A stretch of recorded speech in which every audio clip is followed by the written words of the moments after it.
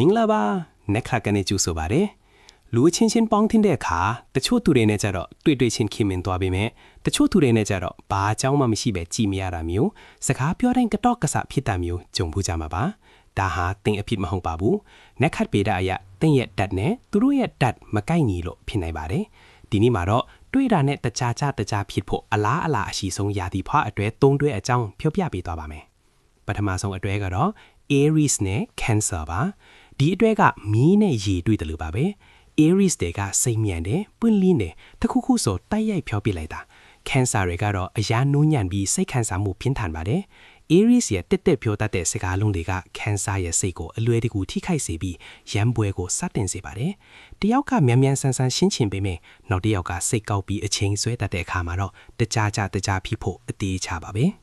ဒုတိယအတွဲကတော့ Leo နဲ့ Scorpio ပါဒီအတွဲကတော့မာနချင်းပြိုင်တဲ့ပွဲပါ Leo တွေဟာလူတကာအလဲမှာထင်းပေါ်ခြင်းပြီးခေါင်းဆောင်ခြင်းသူတွေပါ Scorpio တွေကတော့ Leo ဝက်တယ်သူတို့ပဲအရာကိုထိန်းချုပ်ခြင်းကြတယ်နှစ်ယောက်လုံးက fix signs တွေဖြစ်လို့အရန်ကောင်းမှကြပါတယ်တယောက်ကိုတယောက်အလျှော့မပေးပဲငါပဲမှန်နေဆိုတဲ့စိတ်နဲ့အားပြိုင်ကြတဲ့အခါမှာတော့ဒီအတွဲဟာရန်သူအဖြစ်ဖို့အနည်းဆုံးဖြစ်သွားတတ်ပါတယ်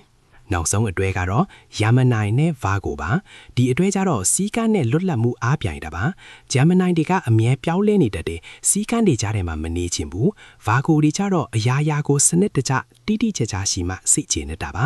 Gemini ရဲ့စီးကန်းမဲ့တဲ့ပုံစံကို Virgo ကမြင်ရင်ဝေဖန်တော့တာပါပဲ Gemini ကလည်းအဝေးဖန်မခံနိုင်တဲ့အခါမှာတော့စကားစစ်ခွေးဖွဲတွေဟာရပ်တန့်ဖို့ခဲရင်သွားပါလိမ့်မယ်ဒါကတော့နက်ခတ်ပေတာအရာတွေ့တာနဲ့တခြားဖြစ်လွယ်တဲ့အတွဲတွေပဲဖြစ်ပါတယ်။ဒါပေမဲ့ဒါဟာအမြဲတမ်းတော့မမှန်နိုင်ပါဘူး။တယောက်ရဲ့အားနည်းချက်ကိုတယောက်ကနားလည်ပေးနိုင်ရင်တော့ဘယ်ရာဒီဖွားပဲဖြစ်အဆင်ပြေအောင်နေလို့ရပါတယ်။တိတ်မှာကတွေ့တာနဲ့စကားများရတဲ့သူငယ်ချင်းဒါမှမဟုတ်ချစ်သူရှိတာရှိရင်ဘာရာဒီဖွားတွေလဲဆိုတာ comment မှာရေးခဲ့ပါအောင်နော်။ဒီလိုစိတ်ဝင်စားစရာနက်ခတ်ပေတာအကြောင်းအရာတွေကိုအမြဲကြည့်ဖို့နက်ခတ်ကို subscribe လုပ်ထားဖို့မမေ့နဲ့ဦးနော်။အားလုံးပဲကံကောင်းကြပါစေ။